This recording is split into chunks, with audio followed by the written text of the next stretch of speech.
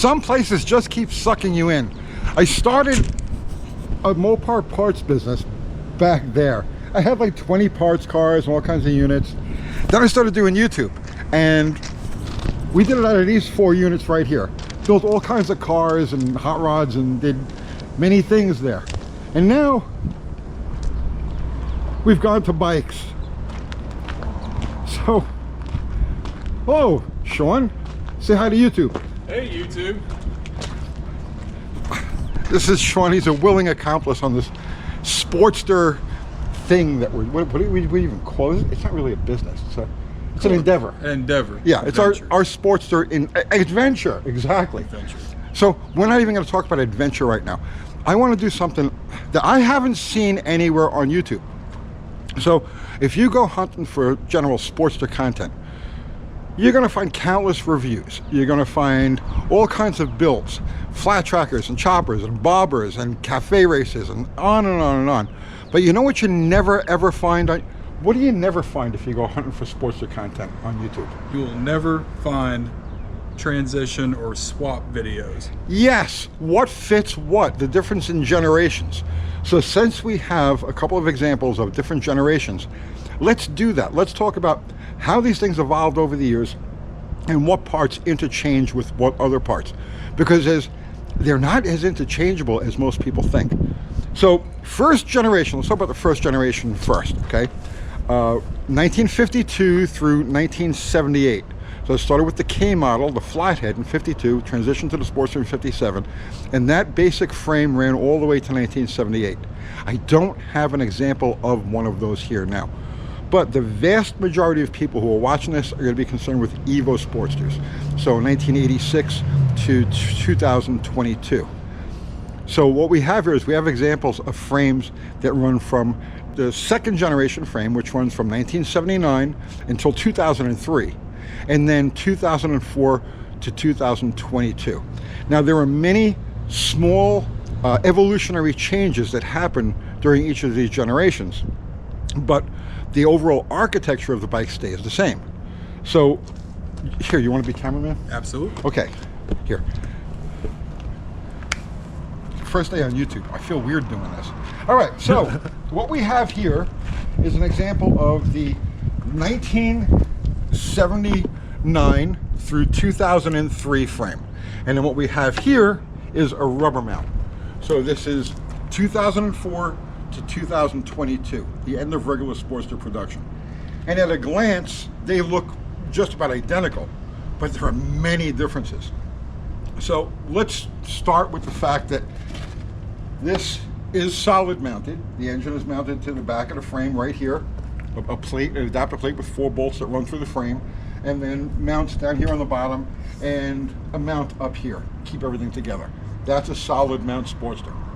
Rubber mount, they changed all of that.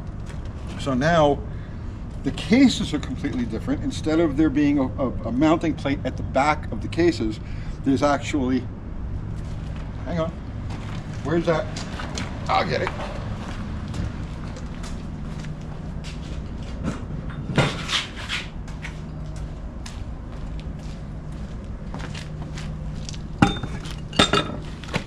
You've got this, which takes a through bolt through the swing arm.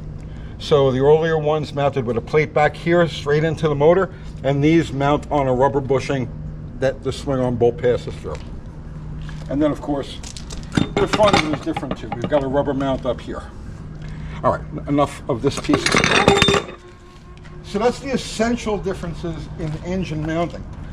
But there's more to it than meets the eye. So while these two bikes look virtually identical, the truth is very little interchanges. And in fact, almost all of the interchange is up here up front. All your triple trees and forks and whatnot interchange directly between the two bikes. Handlebars interchange directly between the two bikes. But from here back, they're radically different. So the first thing to note is that the rubber mount is physically larger in almost every dimension.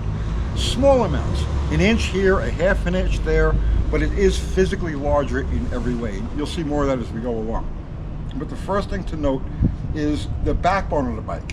So you can see there's a significant difference between the 79 to 03 and the 04 through 22. This is about a third larger than the earlier bike. And the best way to illustrate that is with the tanks. So let's go inside here for a second.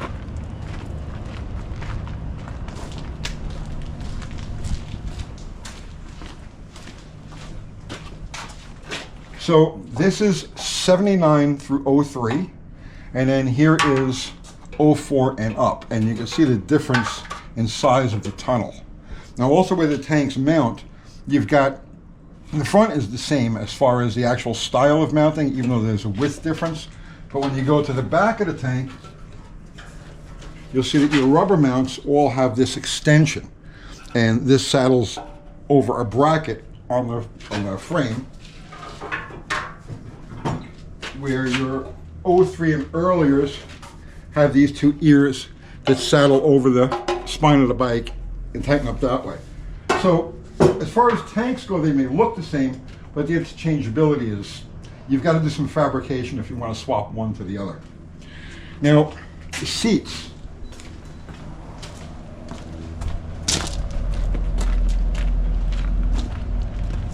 So on your 79 through 03s, you've got a little tab on the front of the seat that fits under this, and then here are your two back mounting points.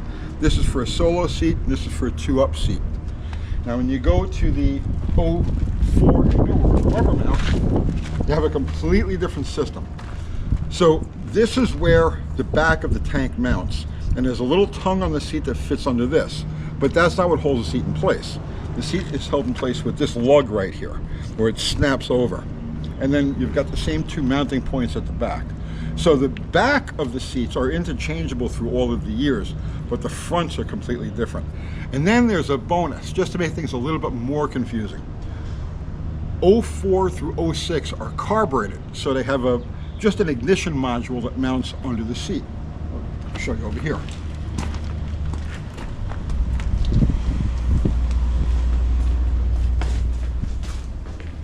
So this is an 04, and here's pretty much all of the electronics to run this engine. But now when you go to 07,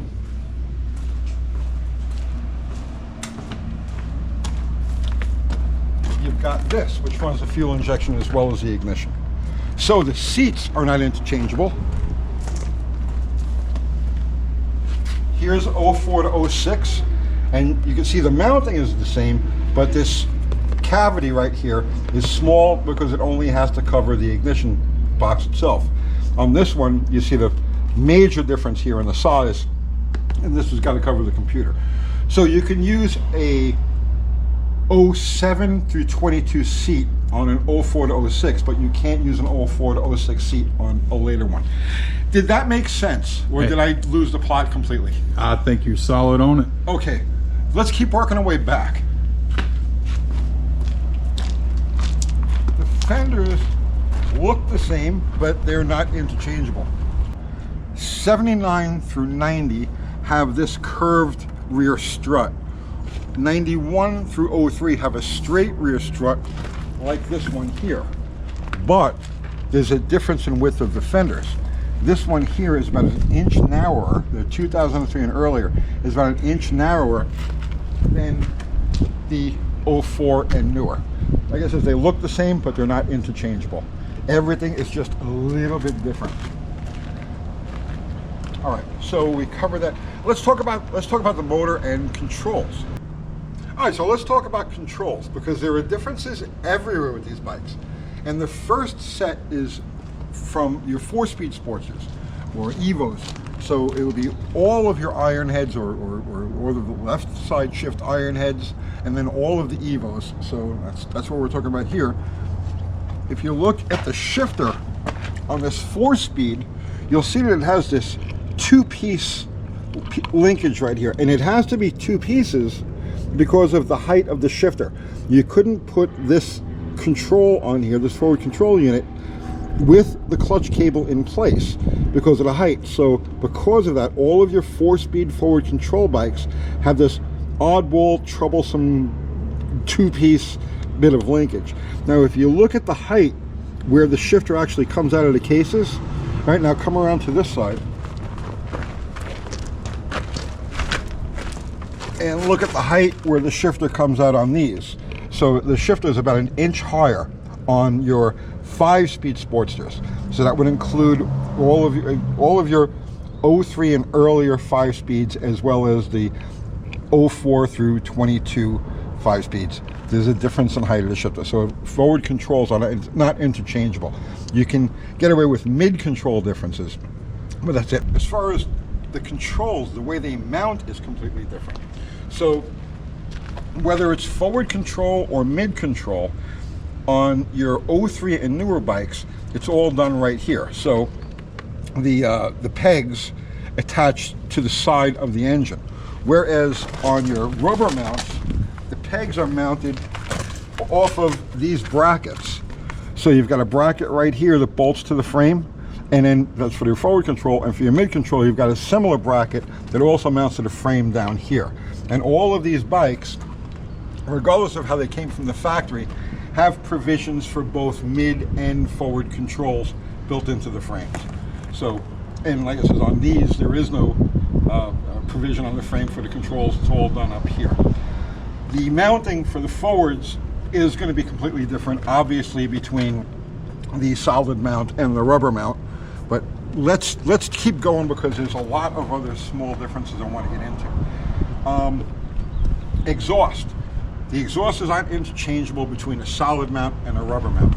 The exhaust on a solid mount literally bolts, well, the forward pipe bolts to the side of the cases, and the rear pipe bolts to the strut that's mounted to the frame. All of this moves in unison because, well, none of it moves. It's solid mount, so you can have a fixed exhaust like that. On a rubber mount Sportster, you have to have either a bracket like this. So this bike had a pair of aftermarket shorties on it. So you've got to have a bracket like this that mounts to the actual engine cases, so that when the engine moves around, the exhaust moves with it. On the stock exhaust, it has a crossover that's back here that ties the two pipes together. So exhaust is not interchangeable between solid mount and rubber mount. And here's an interesting thing. On all of your 03 and earlier Sportsters, the ignition system is interchangeable. So you can use a point style like this, or you can use the early electronic ignition that came from 1979, 1980, like that, until, oh God, what was the cutoff year? I don't remember what the cutoff year was. It doesn't make any difference what the cutoff year is. All of your ignition systems are directly interchangeable just by taking the points cover off and the timer off, or the pickup wheel for the electronic ignition, all completely interchangeable on these. On these, you have no choice. So we took the points cover off of this one, and you see there's nothing here. You have no access to the crank on an 04 or newer. So you can't convert these to points or any other type of ignition other than the style that it was originally equipped with. All right, what else do we want to cover that's different? Okay, your oil tanks are different. So the 03 and earlier have a tank that's a little bit, it's mounted a little further out, and then you'll see on this side you've got the battery mounted this way. And this is on all 03 and earlier bikes. When you get to the rubber mounts, they wanted to narrow things up a little bit. So the oil tank curves in a little bit more, and instead of the battery being mounted out here, the battery mounts where it slides under the frame into this little cavity right there. The batteries are not interchangeable. The battery for a solid mount is physically larger than one for a rubber mount, so you can't interchange that stuff. Are you starting to get the idea? These bikes look so much alike, but they're so different in so many ways that unless you really know your way through them and you start, let's say you want to put a bike together out of stuff you're picking up off a marketplace or swap meets, and you say, oh, I like that tank, or oh, I like that fender. If you don't know these interchanges, you can waste a lot of time and a lot of money on stuff that just is not going to fit. Trying to think of any other major things to talk about. We've covered controls, we've covered exhausts, we've covered ignition systems. There's so much to this, but Sean, I think we gave them enough to go on for the time being. What do you think? I think they got a little bit to chew on for a little while. We have to leave materials in the future so that we can do more Sportster stuff and not be repetitive, yeah? Can't drop it all at once. This is what I'm saying. Yes, sir. So I got robbed on this bike. I picked this one up off a marketplace. The guy told me, oh yeah, it ran, it was great, it was fine, and then it sat, right? Yeah, no. I mean, I didn't really get robbed. I only paid $1,000 for it. But as it turned out, it has no second. I got it running. He didn't even had it running. The carburetor was filled with cobwebs, and it was just a mess. So I went through the carburetor real quick, and I got it running, and the transmission had no second gear. So I'm going around, just riding around by the shop, trying to get a feel for the bike. So it's got no second gear. Okay, great. I got to take this thing apart. I got to fix it. Oh, yes, that's something I forgot that we should include here too. Transmissions on solid mount Sportsters, all solid mount Sportsters. The transmission, you take the primary cover off, you take the primary chain off, and you've got bolts that hold the transmission in, and the whole transmission just slides right out. And on these, if you have a transmission problem, good luck, Bubba, because you got to pull the motor, you got to strip it completely, you got to split the cases to get at the transmission. That's why I hate these freaking things. But that's besides the point. That's all besides the point. So I get this thing running. It's got no second gear. I'm like, oh, okay, great. I gotta pull the transmission out. In the meantime, my leg is starting to get hot. I'm like, why is my leg hot? It was because it was spewing hot oil on my leg. So I was maybe a mile from the shop. I'm like, oh, I better get this thing back to the shop. And just as I'm pulling into the shop, it locked up solid on me. So, yeah, it became a parts bike. But then Sean comes along, and I'm like, hey, man, I'm gonna do something with this bike. And then what did you say? Absolutely. We'll talk to the camera. What are we doing with this thing? We are going to do flat track with it. Flat track. He volunteers to wear the cast. I'm not doing it. So, I'll do it happily. so this is going to be a flat track build. We're going to strip all of this stuff off, sell off whatever is sellable, and we're going to go through this engine. We're going to go through this transmission. We have some really cool stuff to put in this engine. We're going to talk about that right now. But Billy Lane, I don't know if you guys remember Billy Lane from the Biker Build-Off. He actually opened a track. He bought a track in Hohenwald, probably about an hour from here. And he's going to be having regular flat track racing. And but here you go. We're going to go flat track racing. Yes, sir. Oh, he's going to go flat track racing. And I'm just going to stand on the side and say, no. He don't know it. We're going to go flat track racing. All right, so that's it. Sportster interchange, and a taste of the kind of stuff that we're going to start doing here. And that's it for now. All right, say goodbye to YouTube. Goodbye. All right, see you tomorrow.